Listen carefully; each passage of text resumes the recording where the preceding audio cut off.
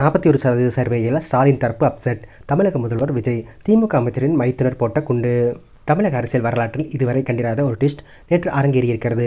உளவுத்துறையும் தாண்டி ஒரு ஓய்வு பெற்ற ஐபிஎஸ் அதிகாரியின் கையில் இருந்த அந்த ரகசிய ரிப்போர்ட் இப்போது ஆளுங்கட்சியின் தூக்கத்தை கலைத்திருக்கிறது என்று சொல்லலாம்.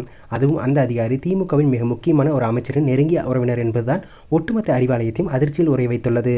தமிழக அரசின் ஓய்வு பெற்ற ஐபிஎஸ் அதிகாரி ரவி அவரது ஐபிஎஸ் நண்பர்களை வைத்து எடுக்கப்பட்ட சர்வே ரிசல்ட்களை நேற்று வெளியிட்டுள்ளார். அதில் விஜயின் தாவேக 41% வாக்குகளை பெற்று ஆட்சி பிடிக்கிறது என்று தெரிவித்திருந்தார். ரவியின் இந்த சர்வே ரிசல்ட் தான் எக்ஸிட் போல் ரிசல்ட்டை தாண்டி பரபரப்பை ஏற்படுத்தி வருகிறது. ரவியின் இந்த ரிசல்ட் அரசியல் வட்டாரங்களில் மட்டுமல்லாமல் முதல்வர் ஸ்டாலின் குடும்பத்தினர் மற்றும் திமுகவின் அனைத்து மட்டங்களிலும் அதிர்ச்சியை உருவாக்கியுள்ளது. இதற்கு காரணம் திமுக குடும்பத்திற்கு மிக நெருக்கமானவர்களான ஐபிஎஸ் அதிகாரி ரவி கடைசி நேரத்தில் இதனை வெளியிடலாமா என்கிற கோபம்தான். இது பற்றி விசாரித்த போது ஐபிஎஸ் அதிகாரியின் ரவியின் உடன் பிறந்த தங்கையின் கணவர் தான் அமைச்சர் தங்கம் தென்னரசு. அதாவது தங்கம் தென்னரசு ரவியின் சொந்த மைத்துனர்.